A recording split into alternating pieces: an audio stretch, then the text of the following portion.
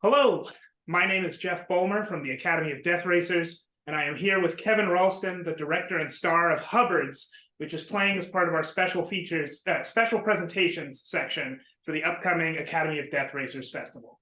Our special presentations are films chosen directly by our programmers to play in the festival, and Hubbards was my pick. So thank you so much, Kevin, for making this wonderfully bizarre short. Thank you for liking it. Yeah, it's definitely very bizarre and weird, and some may not even call it a short film, but it technically is. So I was as soon as I saw it, I was immediately taken with it. It reminded me a lot of like Adult Swim style infomercials, because there's elements of this, and I'll talk about this more later because I have a lot of questions about this. There's elements of this short that are like almost an advertisement, and then there's some that like it feels kind of episodic.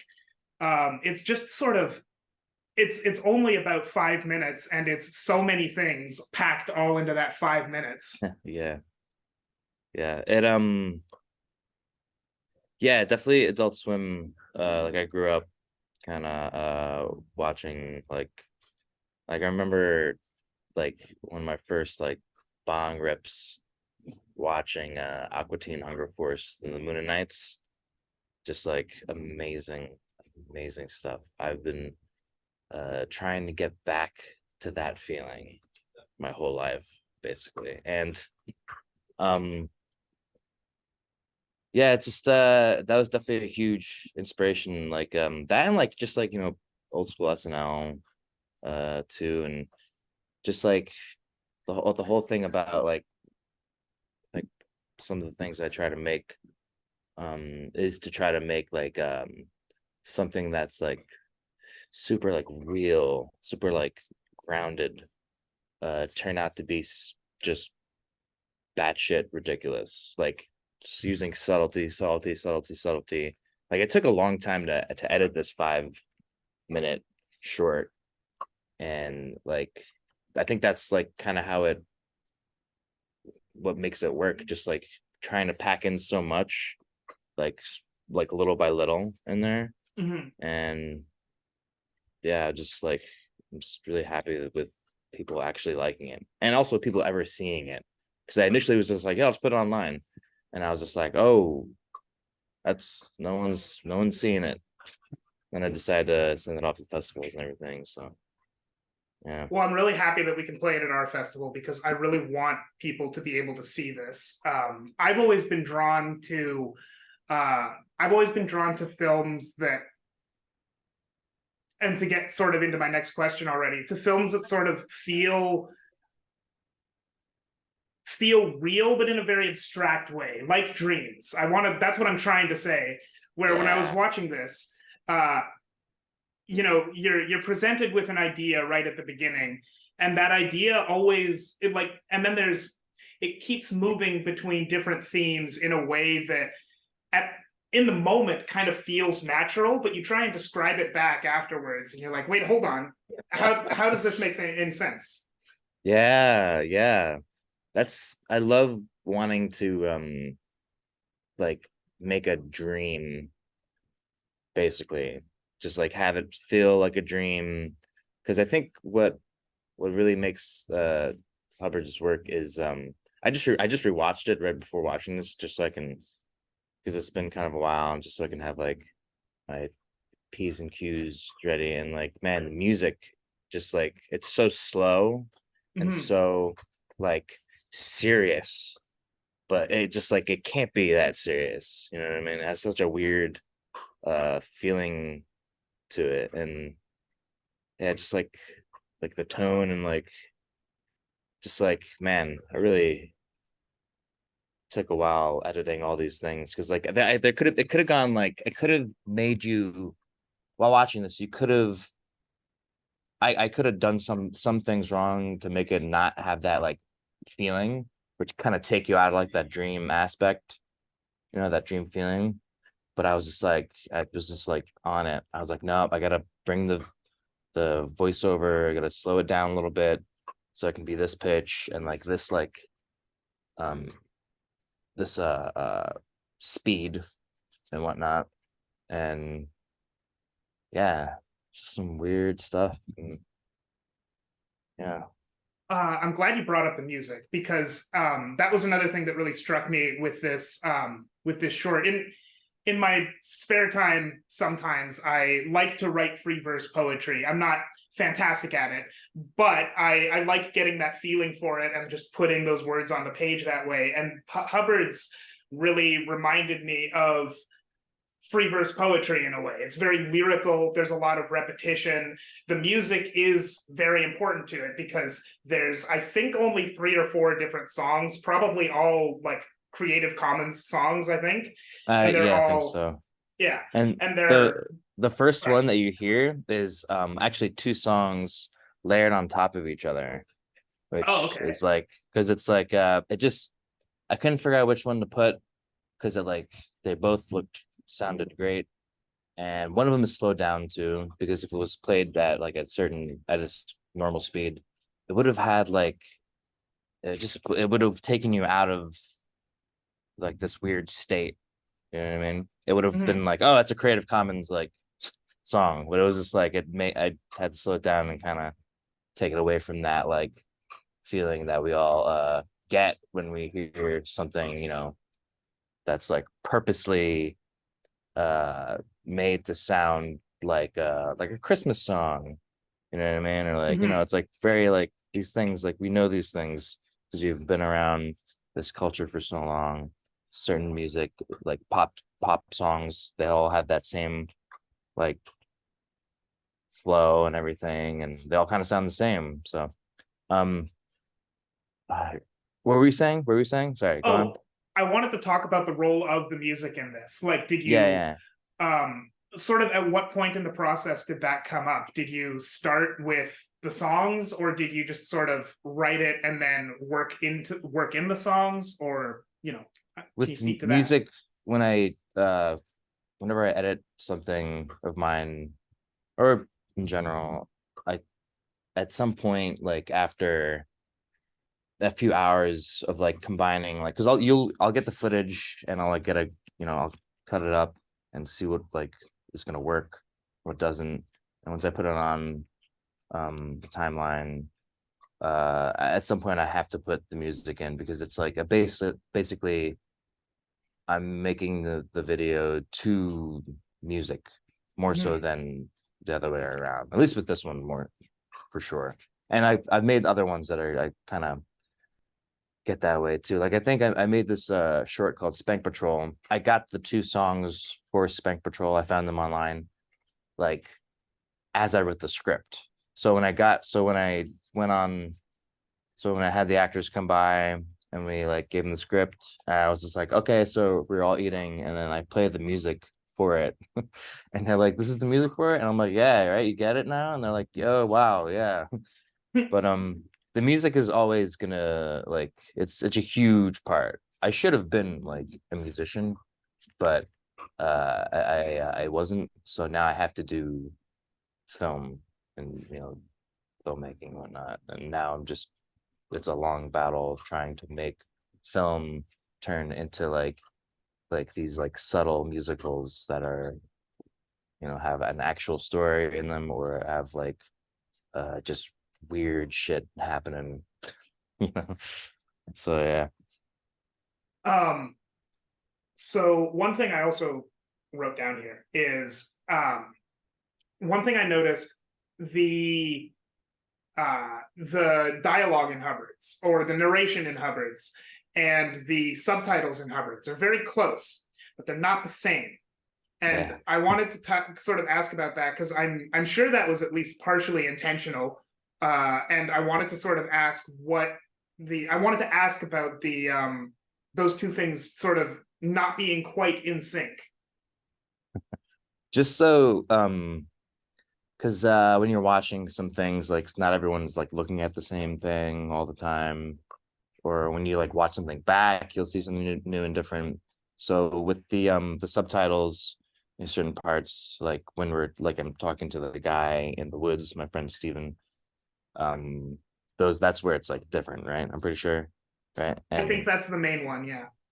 yeah, it's just like funny just to be like, oh, this is what the narration is saying, or like this is what the character is saying, and but this is like it paraphrased in subtitles and like in like a dumber, like sillier way, and I just yeah, that was definitely I like love messing with subtitles like that. Only I'm not gonna make like if the film actually needs subtitles, I'm gonna make it as truthfully as what it said. But in this case, it's a whole different world.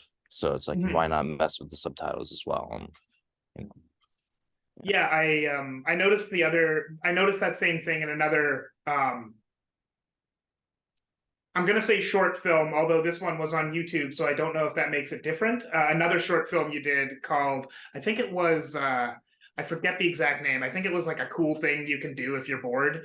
It's where oh, you it's where you oh, throw the nice. cucumber at the At the car. car.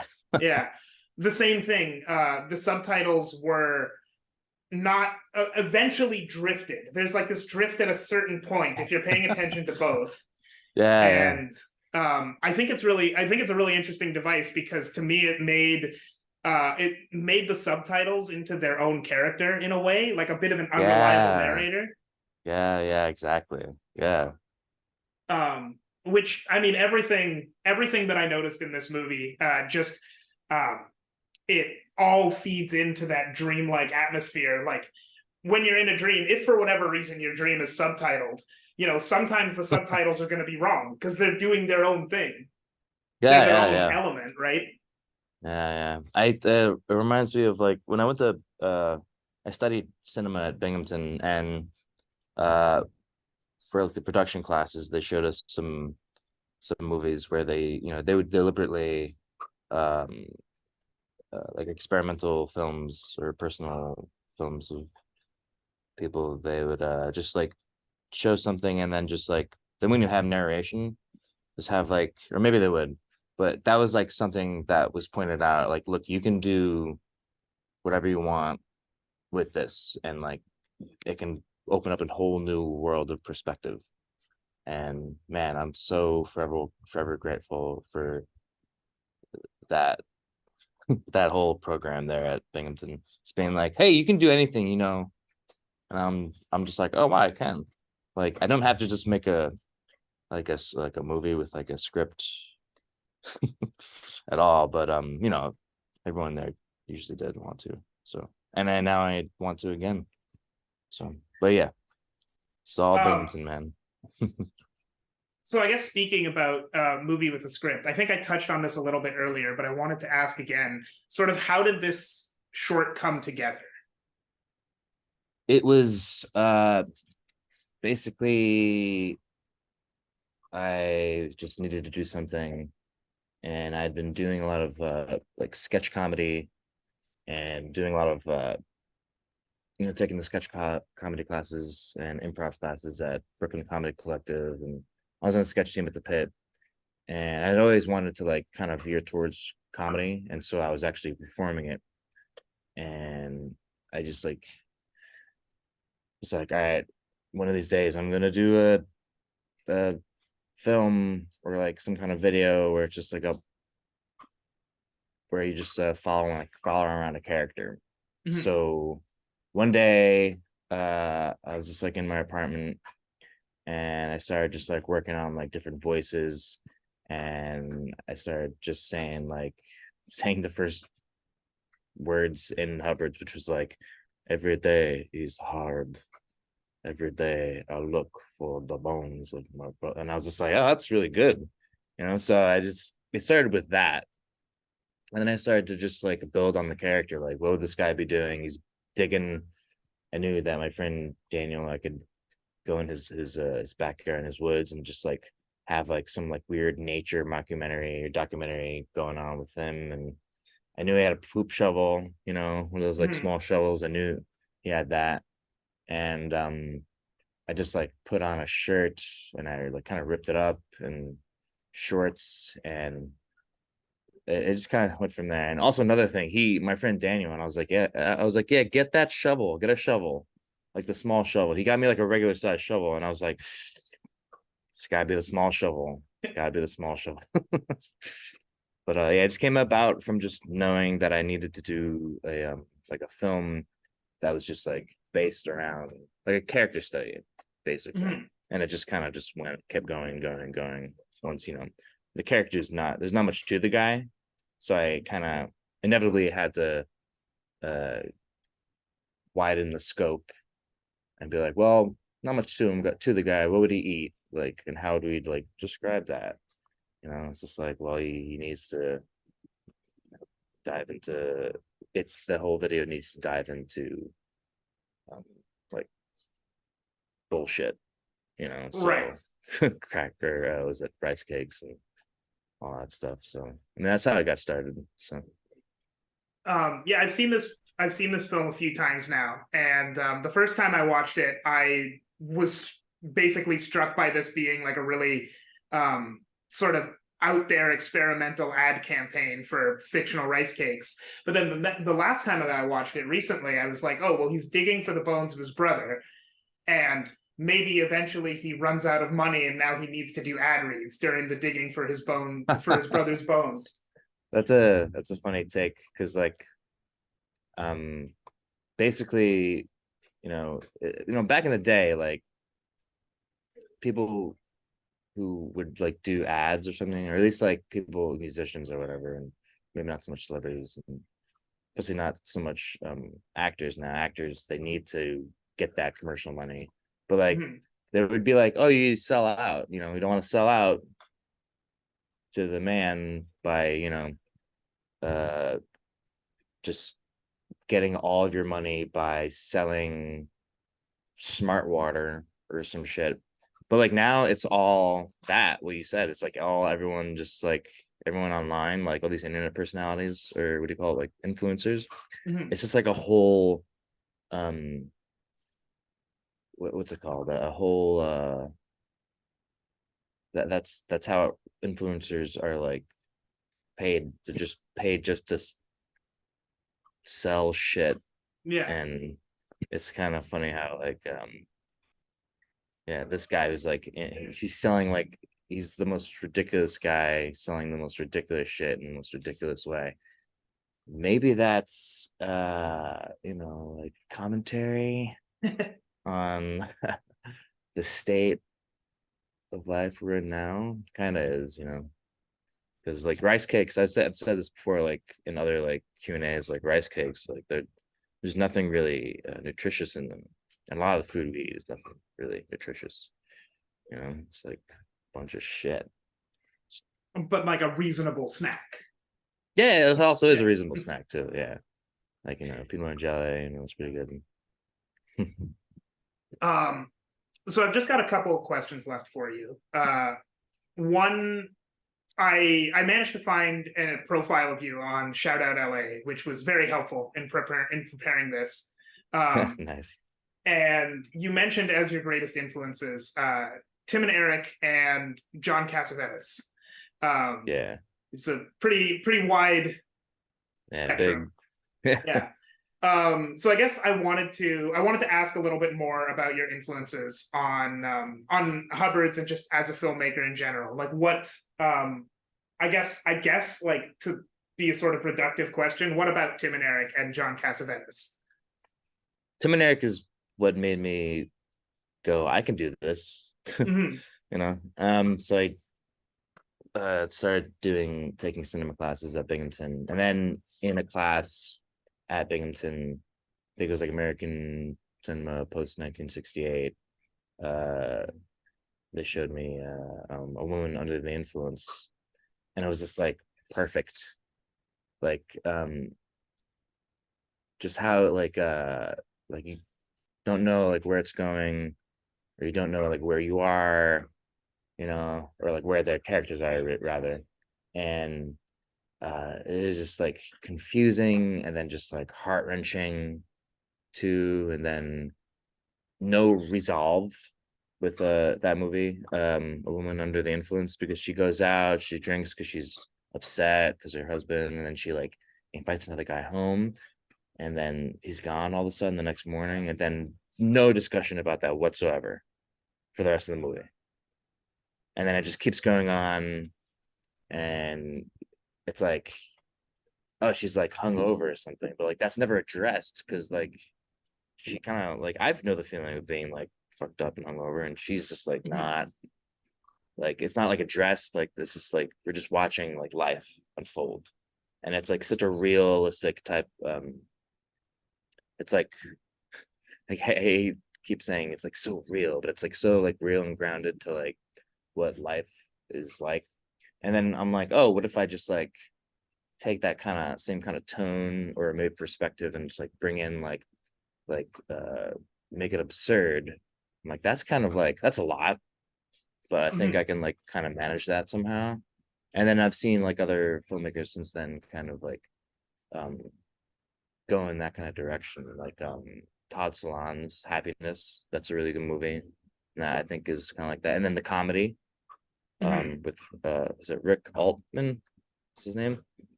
Am That I might. yeah. I'm not sure if I'm thinking of the right one. I know that there is a movie called The Comedy that has Tim Heidecker in it. I Yeah, don't know if that's that's. it. Oh, that is the one. Okay. That one, yeah, because the way it's like just a ridiculous man and like just like living in the circumstances and like everyone's like very serious around him and like it's just such a seriously toned movie. And then like it then also kind of is there's like a reason behind it, you know. Um which makes it more, more not a comedy and more like a serious film, which is fun. I mean, I was like a lot of influences, like Monty Python too, Mhm. like back in the day, like Quest for the Holy Grail. Like this is kind of makes sense that I would like that movie and make something like Hubbards. Um, man, just like I forget a lot of things. There's so many like key like parts of like my life that where I've gotten attached to something and then kind of just fades away. Mhm. And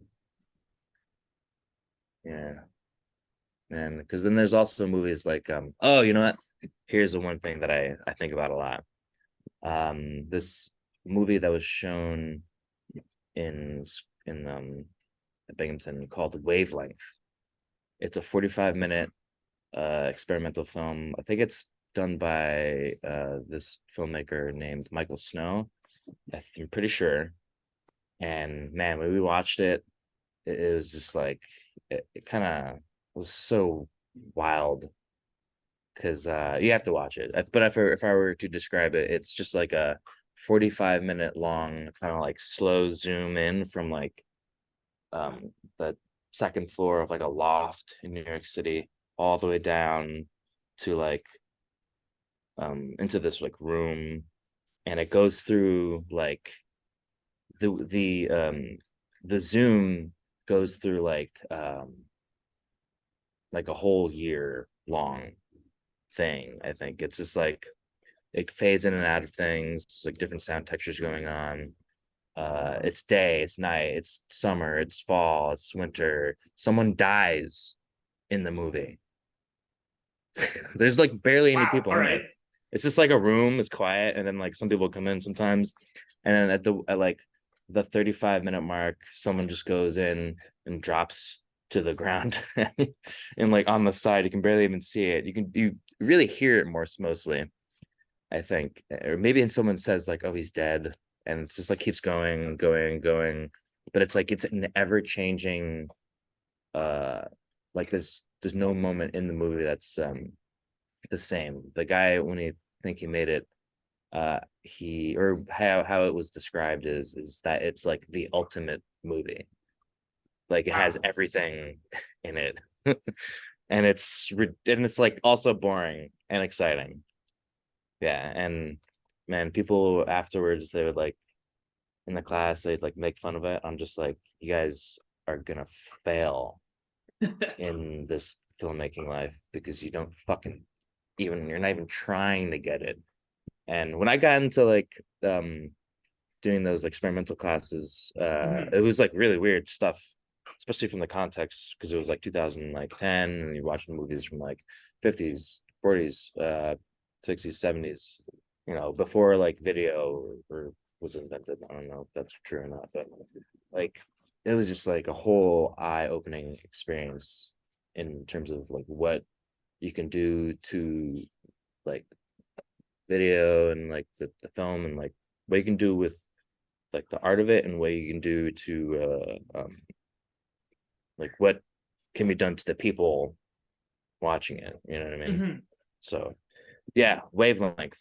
Guys gotta watch that. I'm about to fucking try to see if I can screen that somewhere, some weird special event, just to trick people and be like, hey, it's a comedy show, come and just like show this one. I think Oh, that I've would be thought cool. about doing that. That'd be ridiculous, but some people that are down would have to come. I can't just invite like strangers and have people be like, why, you know? I feel like you need to make sure that you've got the right audience, even if it's a prank for that. Yeah, mix of prank, mix of right audience. So, you know. Um, so I guess one of the last things I wanted to ask is kind of a two-part question, but the main part of it is what are you currently working on? I'm trying to get this me and my friend Laura Ornella, we've been working on a the show called Easily Solved Mysteries, which is a spoof of Unsolved Mysteries. So we Mhm. have a pilot. We shot that already, and it's like won some awards and at film festivals, and been. But we're trying to get like some funding for it, or trying to get distribution. I don't know how that works. We're trying to talk to people to so we don't have to make it all on our own, and so we can give other people power to do what they want with it, Mhm. which is, I don't know, if it gets done, that'd be great. And I would love to make it either way. Either way, it's gonna get made. So that there's that. And I've been trying to write um a feature for Spank Patrol, which is pretty strange because the short is like 3 minutes and 30 seconds long, and a lot already happens, and like it's kind of seems it's like a hard task to turn that into a feature, but it's just gonna be just like a kind of like a satire or like a fucked up version of like a action movie, or not. Maybe it's gonna be like a mumblecore slash action movie or something. I don't know. But those are the two things I'm working on, and I have a daughter coming up, being born in March. So another thing. Oh, Those are the three things I'm working on. yeah, so that's exciting. Yeah, it's Well, pretty wild. congratulations. Yeah, thanks. We're looking forward to finding a name for her, because right now all we have is Curly, and that's not gonna look good on resumes when she's trying to get a job in Canada in about 25 years. I mean, I've seen weirder names. It's not the worst. It's true. I don't know. I've thought about it, maybe being like, let's just go with Curly. Like her older brother keeps calling her Curly, but it's just like, nah, maybe Katie, Kaylee, something that sounds like Curly, or just I don't know. We haven't figured it out yet. So Well, good luck. Curly it is for now. Thank you. Do you have Just any so that. suggestions? Oh man, I wish I did. The only things I can think of right now are Sir Kensington Farnsworth, and don't do that one. Sure can. No, that won't work either. Okay. It's you can't even really use a part of it. No, no, nothing. Oh man. Um, yeah, just so that people aren't like, just so I'm not leaving people out in the cold. The second part of that question was what's happening with easily solved mysteries, because I really wanted to watch that for in preparation for Oh this yeah. interview, and unfortunately I couldn't. But I'm looking forward to it as soon as it is available and as soon as it becomes a series, because it will. It's gonna have to be. Mhm. There's no way it's not gonna be. Whether we have someone from, yeah, Paramount or Netflix giving us the like a budget, or if we just do it with my Panasonic S5 and my Sigma art lenses and my Rode 2 Go mics. But we'll probably get a sound person though. Actually, have to pay for sound. It's very important. But yeah, it's gonna work. It's gonna happen. We already have like some episodes, kind of at least like synopsises of episodes laid out ready, and Mhm. it's looking pretty silly. It's should be fun, but All right. also should be. Well, be on Yeah, the lookout for easily solved mysteries because I know I will be. yeah, Um, yeah. Last question I have for you is I'm actually almost done with my rice cakes here. So I was going to go pick up some more after this, and I just wanted to ask, what's the best flavor? Plain, plain. Make sure they're old. Make sure they're old. Expired is the best, and if you can, mix in those old expired rice cakes with some of that red onion, the purple onion, and put it in there with water, no ice, because the thickness comes from the rice cakes. Mm, So, and drink it with that smoothie. And also in the movie, it doesn't that it's blueberries that make it that color. I don't know if you see it get purple. I don't remember, it's but there's sort of like a purple tint to the whole thing during that segment, so like I didn't really notice yeah, specifically. yeah, those are blueberries. We faked it. Yeah. How did it taste? No one actually drank it. Oh, Actually, I was gotcha. thinking about when we went out into the woods to film the part where we drank it. It was so cold. We were just like, let's not try to actually drink it. It wouldn't even like go up the straw probably. So we're just like, let's just act, you know. So we acted that out. So All right. yeah. Well, anyway, thank you so much for this interview. Hubbards is playing as part of the special presentation section at the Academy of Death Racers Festival. It is eligible for audience awards, so please go watch it. I recommend watching it a few times. Every time I've seen it, I've gotten something more out of it, and it's very short, so you can watch it a bunch of times in an hour, and then watch it another bunch of times in another hour. You should watch it a lot, is what we're saying. And also watch Wavelength. I'm going to do that probably today. Oh God, yeah, yeah. Do it. Thank you for having me, and thank you for the interview. And yes, I agree. You should always watch Hubbards many times and Wavelength. Do it up.